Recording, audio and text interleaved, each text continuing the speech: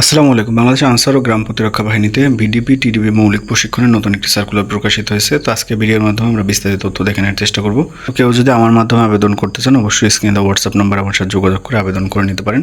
গণপ্রজাতন্ত্রী বাংলাদেশ সরকার, বাংলাদেশ আনসার ও গ্রাম প্রতিরক্ষা বাহিনী।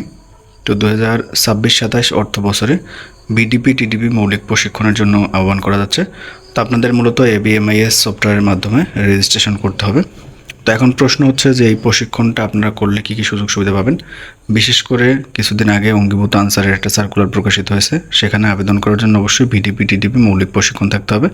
তো সেক্ষেত্রে যাদের অঙ্গীভূত আনসার বা সাধারণ আনসারের চাকরি নিতে ইচ্ছুক, এই কোর্সটা করতে পারেন। অর্থাৎ এই কোর্সটা করলে ব্যাটালিয়ন আনসার বলেন বা অঙ্গীভূত আনসার, সাধারণ আনসার চাকরির ক্ষেত্রে কিন্তু আপনারা কিছুটা সুবিধা পাবেন, যেহেতু প্রশিক্ষিত আপনারা এই বাহিনীর। সেক্ষেত্রে আপনাদের মূলত অগ্রাধিকার দেওয়া হবে এবং পাশাপাশি অঙ্গীভূত আনসারে আবেদন করার জন্য অবশ্যই আপনাদের এই কোর্সের প্রয়োজন হবে।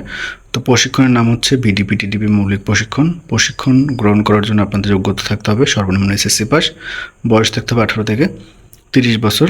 তো প্রশিক্ষণ শুরু হবে 16 আগস্ট 2026 এবং আপনাদের আবেদনের সময়, আবেদন অলরেডি শুরু হয়ে গেছে 6 তারিখ থেকে, আবেদন শেষ হবে 15 আগস্ট 2026। এই সময়ের মধ্যে মূলত আপনাদের আবেদন করতে হবে। তো বিভিন্ন তথ্যগুলি তারা এখানে দিয়েছে, আপনার চাইলে এখান থেকে দেখে নিতে পারেন। তো যারা মূলত আবেদন করতে ইচ্ছুক, আপনার চাইলে আপনার নিজের মোবাইল থেকেও কিন্তু আবেদন করতে পারবেন।